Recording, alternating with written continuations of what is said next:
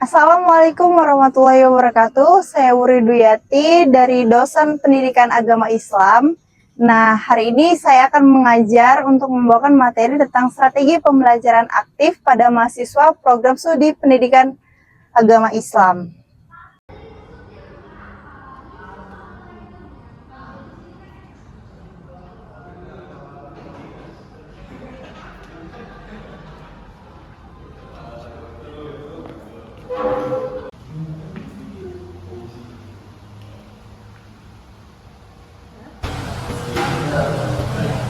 Assalamualaikum warahmatullahi wabarakatuh.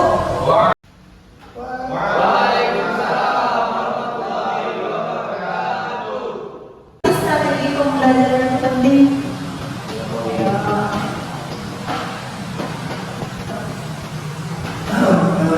Kenapa strategi pembelajaran penting? Karena agar proses pembelajaran itu dapat terlaksana dengan baik. Ada lagi? Ada lagi mana? Ya. Ada lagi? Oke. Nah, jadi berkaitan dengan strategi pembelajaran, yang pertama yang harus kita tahu adalah belajar. Nah, pada dasarnya belajar itu adalah dari yang tidak tahu menjadi tahu. Gitu. Ibarat kata kayak anak kecil gitu kan. Anak kecil dia kalau udah tahu kalau api itu panas, kecuali kalau kita kasih tahu api itu panas. Jadi jangan bisa sama halnya dengan belajar.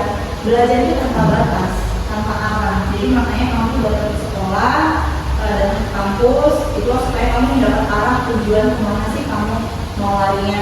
Sama dengan halnya kemana sih arah kita mau dibawa. Sama cintamu itu juga pasti harus terarah kan. Jadi sama juga manusia kita juga harus terarah gitu. Nah jadi strategi pembelajaran yang tepat bisa membantu kita untuk mempermudah dalam memahami materi pembelajaran. Jadi satu hal yang harus penting, ini semua ngajar kan? Mata pelajaran apa? PKN. Kalian PKN? PAI lalu? Nah, menurut kamu lah, bidang studi kita ini ada PKN, ada PAI, ada matematika dan lain apa? Ya, berbeda kan? Nanti setiap strategi itu punya kebutuhannya masing-masing, tergantung itu mau dibawa kemana. Sama halnya dengan misalkan ini PPKN. Dalam satu PPKN kan pasti ada banyak materinya, ya kan? Tidak semua materi yang dalam satu bidang studi itu dengan menggunakan strategi yang sama, pasti menggunakan strategi yang berbeda. Oke, next saya. Nah ini dia, ada yang namanya aktif, partisipan, kontekstual, dan kolaboratif. Oke, nah menurut kamu pembelajaran yang aktif atau partisipasi itu pembelajaran yang seperti apa? Namanya juga ada pembelajaran aktif dan partisipatif. Berarti ini pembelajarannya harus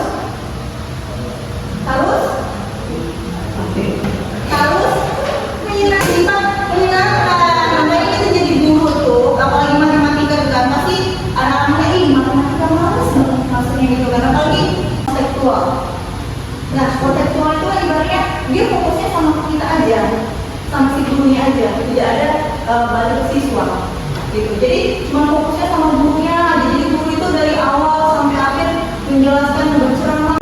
Jadi balik lagi semua itu tergantung materinya seperti apa dan kayak gimana. Itu dia pembelajaran aktif.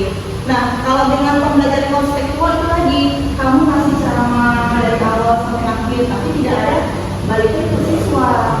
Jadi fokusnya itu hanya di guru. Itu dia kontekstual. Makanya ada kontekstual teaching. Berarti fokusnya sama guru. Ya, guru. Dan yang terakhir adalah kolaboratif. Nah kalau udah bersifat kolaboratif berarti kerjasama. Kalau kerjasama berarti pakai. Kalau udah kerjasama berarti pakai apa? Nah itu udah kerjasama. Kalau kamu sendiri kan udah sampai kerjasama ya. Namanya itu sama lain. Jadi kolaboratif itu dia adalah pembelajaran secara kelompok. Jadi dalam strategi pembelajaran itu ada yang namanya berkelompok, ada yang namanya kontekstual, dan ada yang namanya pembelajaran aktif. Nah, apa yang cocok untuk bidang studi kita dengan strategi pembelajaran ini? Karena begini konsepnya, di dalam strategi pembelajaran itu ada yang namanya metode, ada yang namanya teknik, ada yang namanya apa lagi? Ayo, metode, teknik, satu lagi gaya. Nah, pasti kamu pernah dengar kan? Kita sebagai seorang guru sama demonstrasi, lalu tanya. Namanya metode itu cara. Sedangkan kalau strategi itu adalah segala sesuatu bagaimana merencanakan proses pembelajaran kita berjalan dengan lancar dengan memasukkan ada yang namanya metode, ada yang memasukkan namanya taktik, teknik, dan gaya mengajar. Itu ada yang namanya strategi. Nah, sedangkan kalau misalnya teknik kita gimana sih mengajarnya? Contoh, kayak saya itu jalan, ya mungkin teknik saya seperti ini, teknik mengajar saya. Ibarat kata saya face ke kamu, tanya jawab langsung, itu kan teknik. Nah, kalau gaya itu tadi setiap orang punya gaya mengajar masing-masing.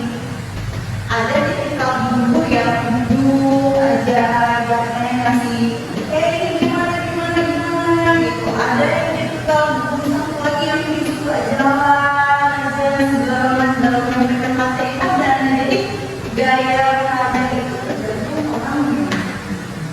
Makanya setiap bulan tadi bapak ini kayak gini. Nah, berarti kan kamu menandiri dari gaya mengajar dia.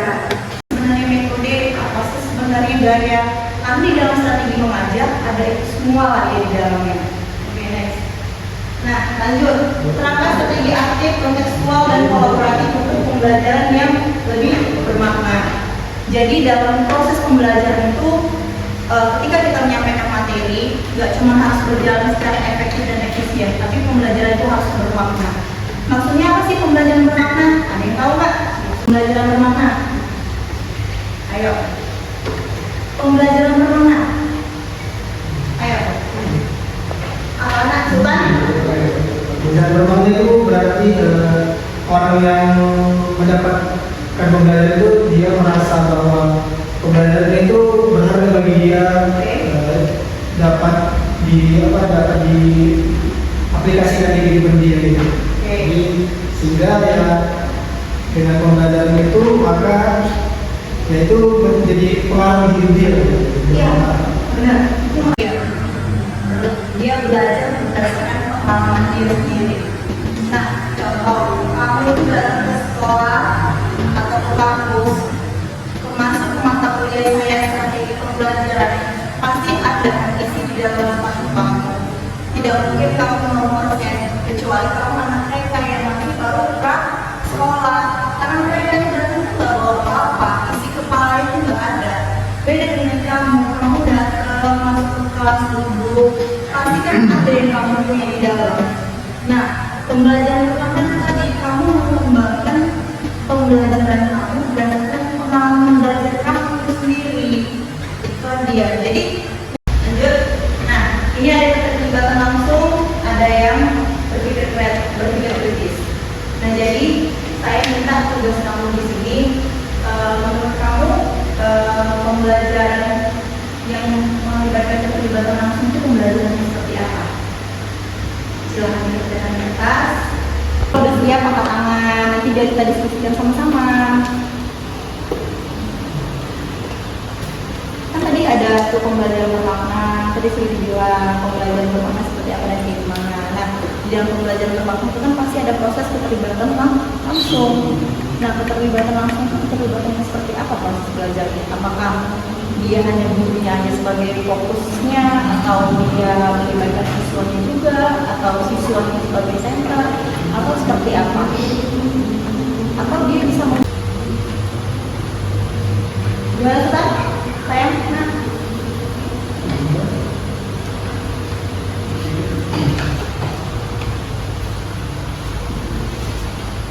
Oke.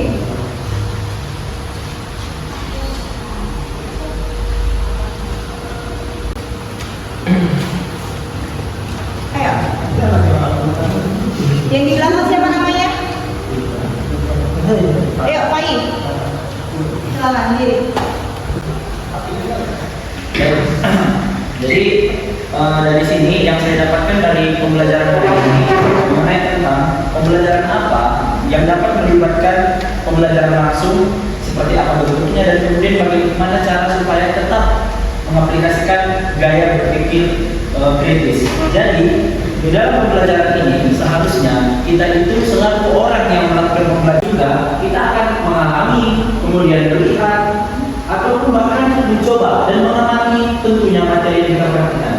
Ada beberapa cara yang bisa kita lakukan, di antaranya dengan kita menggunakan panca indera untuk melihat, mendengar, mencatat, kemudian merasakan dari materi yang kita dapatkan setiap pembelajaran. Contoh, kita mempelajari masalah keuangan.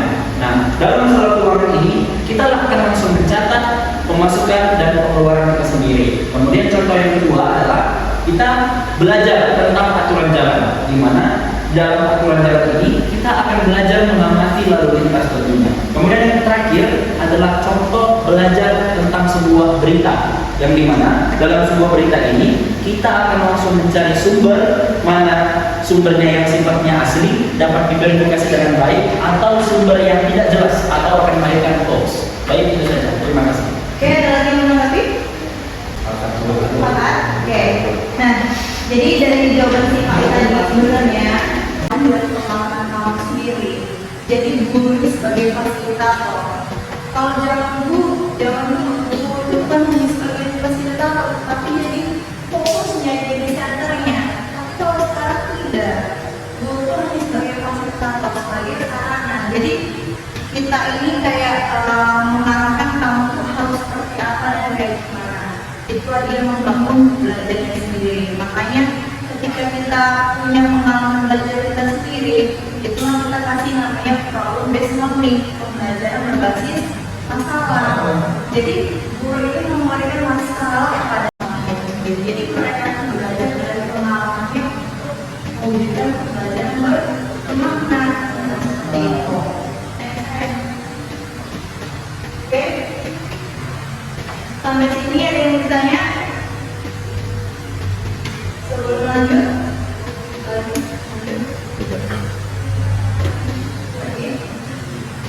oke.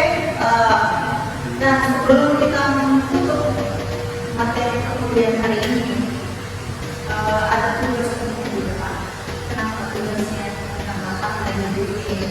Karena ini saya udah bilang, selain pembelajaran yang penting dalam proses pembelajaran. Karena di dalam hari pembelajaran ada yang namanya metode, ada yang namanya teknik, ada yang namanya dan ada namanya dan kamu ya tentang materi yang mau kamu bawakan, ya kan? Nah, jadi kan dalam satu bidang studi itu ada banyak materinya. Nah, kamu ambil aja materi kamu sebagai contoh kayak tadi, misalnya kan dia bidang studinya PAI. Nah, materinya itu tentang sholat jenazah. Nah, di supaya pembelajaran itu menghasilkan pembelajaran yang bermanfaat. Ada pertanyaan? Jelas? Jelas.